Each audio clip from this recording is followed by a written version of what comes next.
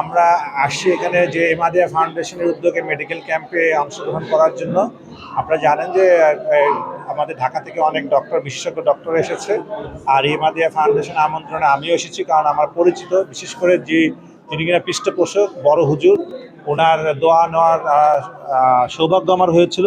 আর ওনার যে ছোট হুজুর যিনি আসলে ওনার ছেলে, আমি এটাও একটা কারণ যে ওনার সাথে দেখা সাক্ষাৎ হবে, এর জন্য আসছি। আর আপনারা যারা এখানে আছেন, আমি আশা করি যে ক্যাম্পের মাধ্যমে এখানে যারা নিডি লোকজন আছে, যাদের চিকিৎসা দরকার, তারা উপকৃত হবে। আর এর বাইরেও যদি আমাদের কিছু করার থাকে, দেখা গেল কোনো অসুস্থ ব্যক্তি যাকে আমরা এখানে চিকিৎসা দিতে পারলাম না, আমরা আরও কোনো বেটার চিকিৎসার জন্য যদি কোনো অপশন আমরা দেখি, সেটাও আমরা এখানে পরামর্শ দিয়ে যাব।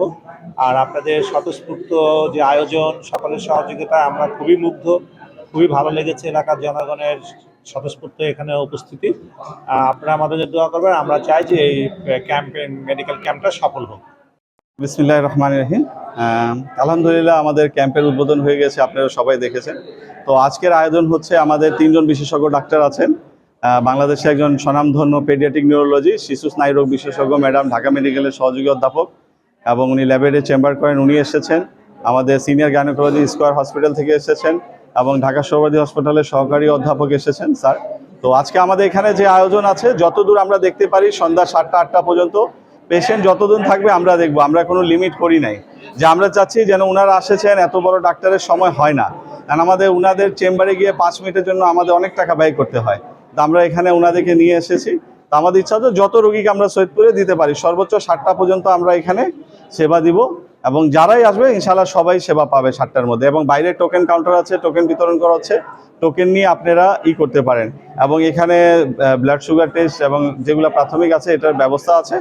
বাকি যেগুলো আমরা করব, এখান থেকে যারা গরিব দোস্ত রোগী আছে তাদের জন্য আমরা বিশেষ ব্যবস্থা করব, আমাদের ভলান্টিয়াররা তাদের সাথে কথা বলতেছে। ঠিক আছে।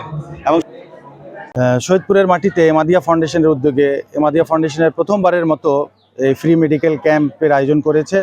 আলহামদুলিল্লাহ, আমরা অনেকে গরিব হতদরিদ্র যারা চিকিৎসা করাতে পারে না, বিশেষ করে তাদের জন্যই আমাদের এই মেডিকেল ক্যাম্প। যেহেতু সৈয়দপুরে অনেক এলাকা রয়েছে, সুবিধা বঞ্চিত লোকরা থাকে এখানে, অনেকে বড় বড় ডাক্তার দেখাতে পারে না, তাই এমাদিয়া ফাউন্ডেশন একটি উদ্যোগ গ্রহণ করেন। আমাদের হুজুর কেবলা আলহাজ সৈয়দ শাহ মিসবাউল হক আমাদি মদ্দাজিলুল আলী, আমরা যেমন রোহিঙ্গাদের ত্রাণ বিতরণ করেছি, ইতিপূর্বে শীতবস্ত্র বিতরণ করে থাকি, পথ শিশুদের, সুবিধাবঞ্চিত মানুষদেরকে আমরা খাদ্য বিতরণ করে থাকি। ইনশাআল্লাহ আমরা আগামীতেও আমাদের অনেক বিভিন্ন কার্যক্রম রয়েছে, যেটি আমরা করার চেষ্টা করব।